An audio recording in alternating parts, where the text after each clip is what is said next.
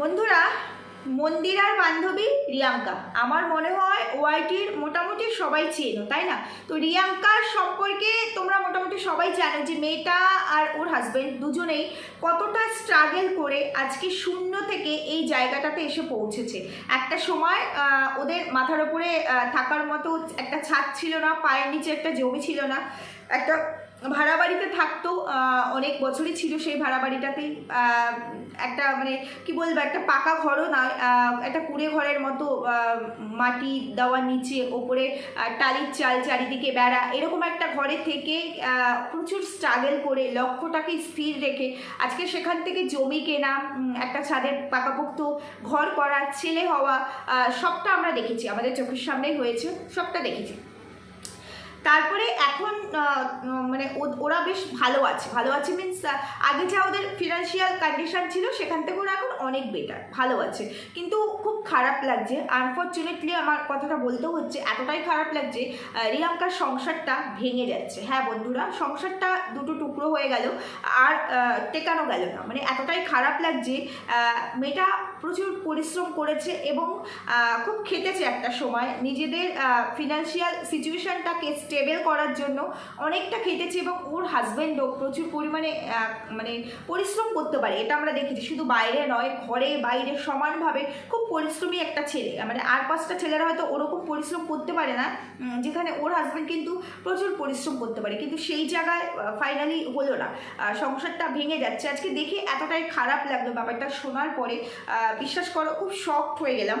Actually ওর video আগে আমি দেখতাম, কিন্তু এখন দেখা হয় না, এমনিতে আমি এখন নিজে ব্যস্ত, তারপরে কন্টেন্টের মধ্যে থাকলে আর ওকে নিয়ে যেহেতু কন্টেন্ট করা হয় না, তো সেই জন্য দেখা হয় না। হঠাৎ করে আমি মন্দিরার ভিডিও দেখতে দেখতে ওর ভিডিওটা ফিরে আসে, তো ওর টাইটেলটা দেখে না আমি চমকে উঠি। তো তারপরে ভিডিওটা দেখলাম, পুরোটা দেখার পরে বুঝলাম সত্যি সংসার এত কষ্ট করে, এত বছরের একটা সংসার তিলে তিলে নিজের হাতে তৈরি করা শূন্য থেকে, যেখানে নিজেদের দায়িত্বে টোটালটা করেছে, সেই জায়গায় সংসার যদি ভেঙে যায়, ভাঙাভাঙি যদি শুরু হয়, তাহলে ব্যাপারটা সত্যি ভীষণ কষ্টের থেকেও বেশি কষ্টের। আর ওদের একটা ছেলে হয়েছে, তোমরা জানো, ছেলেটার বয়স বেশি নয়, এখনো 1.5 বছরও বোধহয় হয়নি ছেলেটার বয়স। তো সেই জায়গায় দাঁড়িয়ে খারাপ লাগছে ব্যাপারটাতে। তো চলো বন্ধুরা, ভিডিও শুরু করবো, বেশি বড় ভিডিও করবো না, ছোট্ট একটা ভিডিওই করবো। তার আগে একটু ইন্ট্রো দিই। Hello my lovely viewers, welcome back to my channel Dimpi lifestyle. বন্ধুরা আমার সাথে থেকো, পাশে থেকো, চ্যানেলটিকে সাবস্ক্রাইব করো, লাইক কমেন্ট শেয়ার করো। রিয়াঙ্কার ভিডিও দেখলাম, আজকে রিয়াঙ্কাকে নিয়েও কিছু কথা বলবো, দু একটা কথা আমি মারুকে নিয়েও বলবো। তোমরা দেখেছো আমার টাইটেল আর থাম্বনেল দেখেই এসেছো, মারুকে নিয়ে জাস্ট কয়েকটা কথা বলবো। তো রিয়াঙ্কার সংসার নিয়ে বলার আগে আমি মারুকে নিয়ে ছোট্ট দু চারটে কথা বলে নিই, তারপরে রিয়াঙ্কার ব্যাপারে আসছি। সেটা হলে কি, মারুর ভিডিওটা দেখলাম, দেখার পরে দেখলাম বাজার করে নিয়ে এসেছে এবং বেশ জ্যান্ত মাছটা এনেছে, এবং ওর আজকের মাছটা ভীষণ পছন্দ হয়েছে। সত্যি কথাই 9 মাস চলছে, একদম লাস্ট মোমেন্টে চলে এসেছে, সেই সময় দাঁড়িয়েও ও সংসারে কাজ করছে, রান্নাবান্না করছে। অবশ্যই কষ্ট তো হচ্ছে ডেফিনেটলি, কারণ আমরাও ওই স্টেজের ওপর দিয়ে গেছি, আমরাও বুঝি এই সময়টা শরীর ভারী হয়ে গেলে একটা মেয়ের জন্য সত্যি খুব কষ্টে। তো সেইখানে দাঁড়িয়ে করছে, তাও সবটাই করছে, খাওয়া দাওয়া করলে। তারপরে হঠাৎ করে বাপের বাড়িতে, মানে বাবা মাকে না জানিয়েই চলে গেল, জাস্ট একটুখানি সময় থাকার জন্য, কারণ একা একা বাড়িতে থাকে, বোর হয়ে যায়। তো সেই জন্য খাওয়া দাওয়ার পরে বেরোলো, পমপম দোকানে যাবে, তো তখন ওকে নামিয়ে যায়, তো ওখান থেকে একদমই একটুখানি নামিয়ে দিয়ে গেল বাড়িতে, এবং তারপরে আবার রাত্রিবেলা পমপম দোকান থেকে আসার সময় ওকে নিয়ে চলে এসেছে। তো দেখলাম সেটা, এবং বাপের বাড়িতে গেলে বেশ অনেক ভাজাভুজি মিনস অনেক ধরনের চপ টপ, এই ধরনের পেঁয়াজি ঠেয়াজি এইগুলো নিয়ে গেল, বেশ অনেকটা পরিমাণে। তো তোমরা অনেকে কমেন্ট করেছো যে তোমরা দুজন মানুষ এতগুলো মাছ, আর আমরা 9 জন মানুষ এই সেম মানে কোয়ান্টিটির মাছই রান্না করি। দেখো, খেতে ভালোবাসে মারু পমপম, বিশেষ করে মারু যে ফুড লাভার, সেটা তো আমরা ডে 1 থেকেই জানি, তাই না? সেখানে ও যদি খেয়ে ডাইজেস্ট করতে পারে, ও যদি খেতে পারে, তাহলে সেখানে কারো কিছু বলার নেই। তবে হ্যাঁ, অন ক্যামেরা যখন দেখছি এটা একটা কেমন ব্যাপার, কারণ 10 জনের মধ্যে 8 জন মানুষই এটাকে এগ্রি করবে না, তবুও বলবো খাবার দাবারটা তো নিজের মধ্যেই, সেটা নিয়ে বেশি কিছু বলার নেই। তো সেখানে তোমরা আরেকটা জিনিস দেখো, ও গেল ওর বাপের বাড়িতে, ওর মা বাবা ও 3 জনে খাবে আর কি, যে ভাজা পোড়াগুলো নিয়ে গেলো, চপটপগুলো কত রকম, মানে কতগুলো, আমরা একটা খেতে পারি না, একটা খেলেই কেমন অ্যাসিডিটি হয়, সেটা আমাদের সমস্যা ভাই, আমাদের আমাদের শরীরে সহ্য হয় না, তাই ওর সহ্য হয়। আর তারপরে এর স্টেজেও তো এতগুলো জিনিস নিয়ে গেলে ওরা খাবে। পরে অবশ্য দেখেছি রাজ এসছে, রাজের মা এসছে, হয়তো তাদেরও একটা একটা দিয়েছে, কিন্তু পরিমাণ অনেকটাই ছিল। যাই হোক, তারপরে আবার ওটার সাথে দুধ চা খেলো, দুধ চা হলো আর কি, খাওয়া দাওয়া করলো, মায়ের সাথে গল্প করলো, একসঙ্গে শুয়ে থাকলো। তো রাত্রিবেলা নাকি এসছে এবং ও নাকি বাড়ি থেকে খেয়ে এসছে।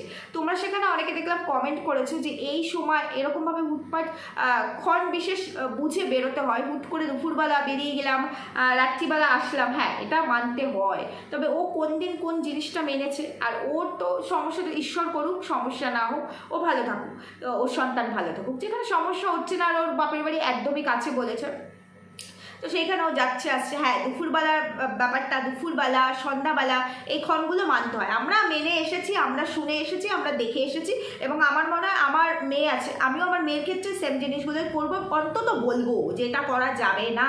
এবার তারপরে যদি সে কোনোভাবেই মানতে না চায়, সেখানে তো কিছু করার নেই। তবে যেহেতু মা শিক্ষাটা সেইভাবেই দিচ্ছি, আমার মনে হয় মানবে অন্তত 5 বার বললে একবার তো মানুষ মানে, তাই না? তো সেই জায়গায় মনে হয় মানবে। তো এখানে অনেকে দেখলাম, অনেকের অবজেকশন আছে, কেন এইভাবে হুটপাট বেরিয়ে যাও, মানে টাইম টেবিল দেখো না, যখন তখন বেরিয়ে যাও।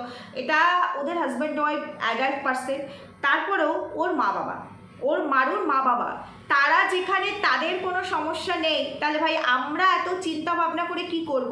আজকে ওর বাবা মায়ের জায়গায় আমাদের বাবা মা, মানে আমি, ধরো ক্যামেরার ওপারে তোমরা যারা আছো, আমরা যদি এরকম করে হুট করে না বলে বাপের বাড়ি যেতাম, মা বাবা অবশ্যই ভীষণ খুশি হতো। তারপরেও একমাত্র সন্তানও আর 5টা সন্তান হোক, সন্তান তো সন্তানই, তো ভীষণই খুশি হতো। কিন্তু ওইটা এই স্টেজে এই টাইমে আমার বাবা মা অ্যালাউ করতো না, কখনোই অ্যালাউ করতো না। তারা আগে থেকেই বলে দিত যে এই সময় বেরোনো যাবে না, বাড়ি থেকে এই টাইমে বেরোবে না, চুল খুলে বেরোনো যাবে না, ওই পেরেক নিতে হবে, তুলসী পাতা নিতে হবে, এরকম অনেক কিছু আমরা করেছি।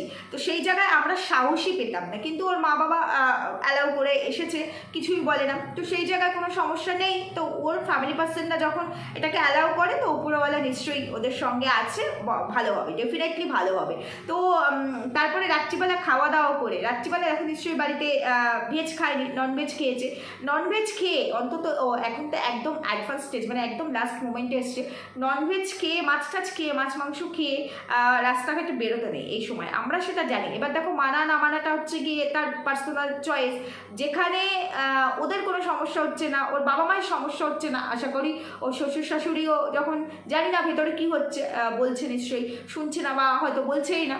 তো সেইখানে ভাই ওদের যখন কোনো সমস্যা নেই, তাহলে তোমার আমার সমস্যা হওয়ারও কোনো ব্যাপার নেই। তবে একটা জায়গা ভালো লাগলো, মেয়েকে দেখে মা তো ভীষণ খুশি হয়েছে, বাবা মা দুজনে প্রচণ্ড খুশি হয়েছে, আনন্দে আটখারা হয়ে গেছে। তো আমি একটা কথা বলতে চাই, এতটা কাছেই যখন বাবা মা থাকে, একদম ডিস্টেন্স কম, তো মেয়ে বোর ফিল করে, জানি একা একা থাকে, খারাপ লাগে এই সময়টা, একটু 5 জনের সঙ্গে থাকলে ভালো লাগে। বাবা মাও তো একটু এসে অন ক্যামেরা তো আমরা তো দেখতে পারি না, আসি তো অবশ্যই ডেফিনেটলি, যেটা অফ ক্যামেরা, অন ক্যামেরায় দেখা যায় না। তো এত কাছে যখন 2-2.5 ঘন্টার জন্য বাবা মাও তো মেয়ের সঙ্গে এসে কথা বলতে পারে, অন্তত এই টাইমটাতে। আর যদি এতই, ওর তো এখন এই অবস্থায় কখন কি হয়ে যায় না হয়ে যায়, ওর সঙ্গে একটা মানুষের এখন থাকা দরকার। কারণ যতই পম্পম কাছাকাছি থাকুক, পম্পমের দোকান, তবু ফোন করবে, তারপরে আসবে। তো আমার মনে হয় এখন ওর বাপের বাড়িতে চলে যাওয়াটাই উচিত, সেখানে গিয়ে থাকাটাই ভালো। ওখানে কেউ না কেউ তো সবসময় থাকবেই ওর সঙ্গে। মা সকালে বেরিয়ে গেলো, বাবা তো নিশ্চয়ই থাকবে, আর আশেপাশে আছে, এই রাজের মা ঠারা আছে। কোনো সমস্যা হলে মানে তড়িঘড়ি একটা কিছু সিদ্ধান্ত নেওয়া যেতে পারে, আমার এটুকু মনে হলো। যাই হোক, ওভারঅল আমি মারুর ভিডিও দেখি, আজকে আর কোনো কিছু বলবো না, মানে খুদ বার করবো না, যেটুকু যেখানে আমার মনে হলো এগুলো না হলে ভালো হতো সেখানেই বললাম। আমি তার মানে একবারও বললাম না যে কেন করাটা উচিত হয়নি, একবারও বলবো না, কারণ সেটা আমার সম্পূর্ণ নিজস্ব চয়েস। এবার আসি একটু রিয়াঙ্কার প্রসঙ্গে। রিয়াঙ্কার সংসারটা ভেঙে যাচ্ছে, তোমাদেরকে শুরুতেই বলেছি। রিয়াঙ্কার ভিডিওটা পুরোটা দেখলাম, বিশ্বাস করো, এমনিতে রিয়াঙ্কা ভীষণ নেকু, এটা আমরা জানি, শুরু তো বুঝতে পারিনি। যখন থেকে ওর মানে পরিস্থিতিটা একটু ঘুরেছে, ঈশ্বর করুক পরিস্থিতি আরও ঘুরুক, আরও ভালো।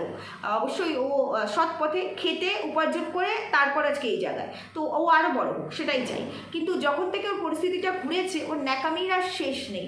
এক কনসেপ্ট করা থেকে শুরু করে বাচ্চা হওয়া, বেবি শাওয়ার থেকে শুরু করে সমস্ত কিছু দেখেছি। দেখো, এক্সপেকটেশন থাকতেই পারে, এক্সপেকটেশন আর ন্যাকামি দুটোর মধ্যে না অনেক ডিফারেন্স আছে। আর একটা মেয়ে 18 বছর 20 বছর 25 বছর অবধি ঠিক আছে, কিন্তু একটা মেয়ের বয়স 33-34 বছর, সেই বয়সে এসে যদি এই ধরনের মানে এমন মানে ইম্যাচুরিটির মতো কাজ করে, কাজ নয় মানে ইন্টেনশনালি এরকম ন্যাকামি করে, সেটা প্রচণ্ড দৃষ্টিকটু লাগে। তো ভিডিওটা আমি দেখলাম, টাইটেলটা দিয়েছে আমার সংসারে ভাঙা শুরু হয়ে গেছে, মানে তারপরে একটা ইমোজি মানে ভাঙা শুরু হয়ে গেছে, মানে সবারই বুকটা চাপ করে উঠবে। ভিডিওটা দেখলাম, বাচ্চাটা ছোট, বাচ্চাটা একটা কাপ মানে মনে হয় ফেলেছে, কাপের দাগটা ভেঙেছে, সেই জন্য ওটাই টাইটেলে চলে এসছে। বাচ্চা তো আর কারো ঘরে হয়নি, কারো বাচ্চা কোনোদিনও কিচ্ছু ভাঙেনি, তাই না? তোমরা একটু ক্যামেরার উপাস থেকে বলো তো, আমাদের বাচ্চারা এমনি এমনিই বড় হয়ে গেছে, নাহলে উপরওয়ালা এই বড় বাচ্চাই আমাদেরকে পাঠিয়েছে। আমরা একা একা বাচ্চা মানুষ করিনি, আমাদের বাচ্চারা কোনো জিনিসপত্র ভাঙেনি। এটা তো সবই শুরু, ও এখন হাঁটা চলা শুরু করেছে, এরপরে যেটাই হাতের সামনে পাবে সেটাই ধরে ধরে ছুঁড়ে মারবে।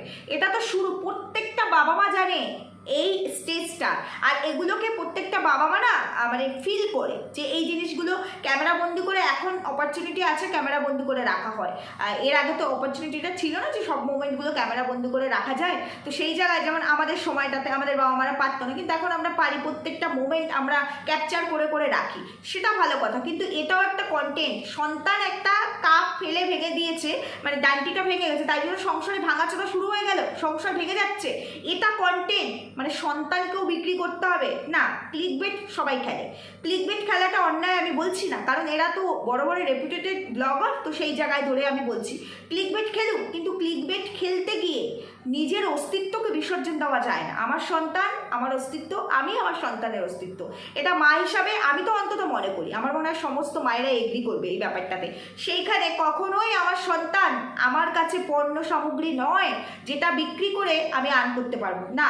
আমি ব্লগার, আমার ব্লগিংয়ের মধ্যে আমার ফ্যামিলি পার্সনরা সবাই থাকবে, ওটা আমার ডেইলি ব্লগ, তার মধ্যে থাকবে। কিন্তু আমার এই ছোট্ট দূরের শিশু সন্তানটা আজকে একটা কাপ ভেঙে ফেলেছে, তাই আমার সংসারে ভাঙাচোরা শুরু হয়ে গেছে, আমার সংসার ভেঙে যাচ্ছে, তাই জন্য এটাতে আমি অন্তত মানে এগ্রি করতে পারলাম না। এই জায়গাটাতে মা হিসাবে খারাপ লাগলো, একজন ব্লগারের কাছ থেকে ভিউয়ার্স হিসাবে ব্যাপারটা দেখে খারাপ লাগলো, একজন কন্ট্রোভার্সি ক্রিয়েটার হিসাবে একজন ব্লগারের কাছ থেকে এই বেসিক মানে কি বলবো,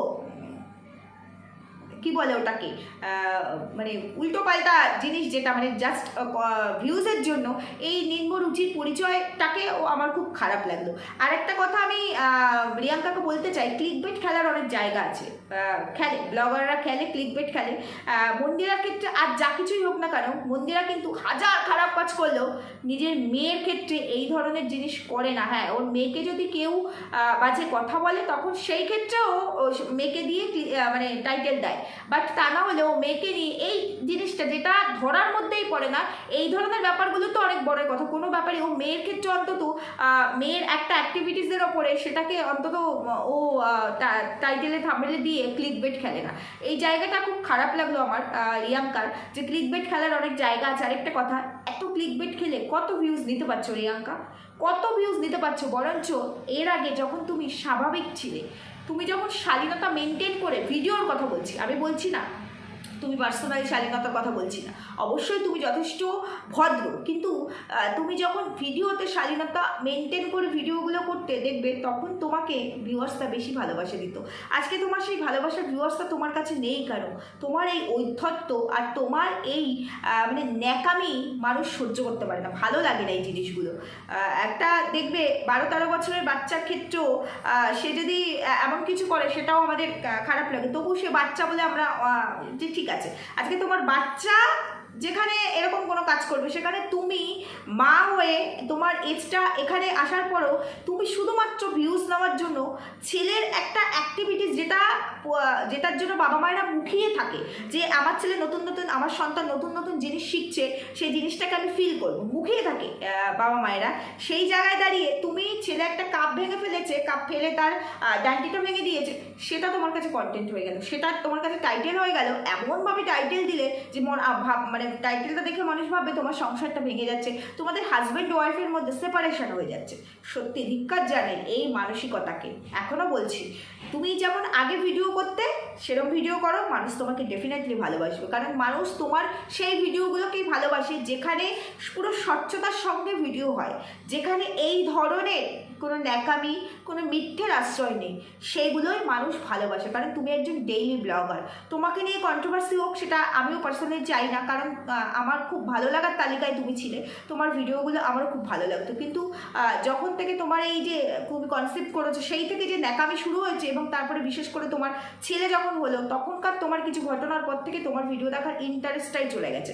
এবার যেহেতু কন্ট্রোভার্সি ক্রিয়েটার, কন্টেন্ট আসলে তো ছাড়তে পারি না, কারণ আমারও তো প্রফেশন এটাই, সেই কারণে তো তবুও বলছি, যেহেতু ভালোবাসতাম তোমাকে, তো সেই জায়গায় নিজেকে অন্তত একটুখানি চেঞ্জ করো। ন্যাকামি দিয়ে চলা যায় না, ন্যাকামি দিয়ে এইভাবে হয় না। তুমি কি তোমার বান্ধবীকে অনুসরণ করছো? তোমার বান্ধবী নোংরামির দিকে থেকে আগে চলে, তাহলে তোমাকে সেই লেভেলে চলতে হবে। এইগুলো দিয়ে তুমি কখনো ভিউজ আপ করতে পারবে না। যাই হোক বন্ধুরা, এটুকুই আমার বলার ছিল। আগেই বলেছি ছোট্ট একটা ভিডিও করবো, ঠিক বললাম না ভুল বললাম জানিও। সুস্থ থেকো, ভালো থেকো, দেখা হচ্ছে পরবর্তী ভিডিওতে। টাটা।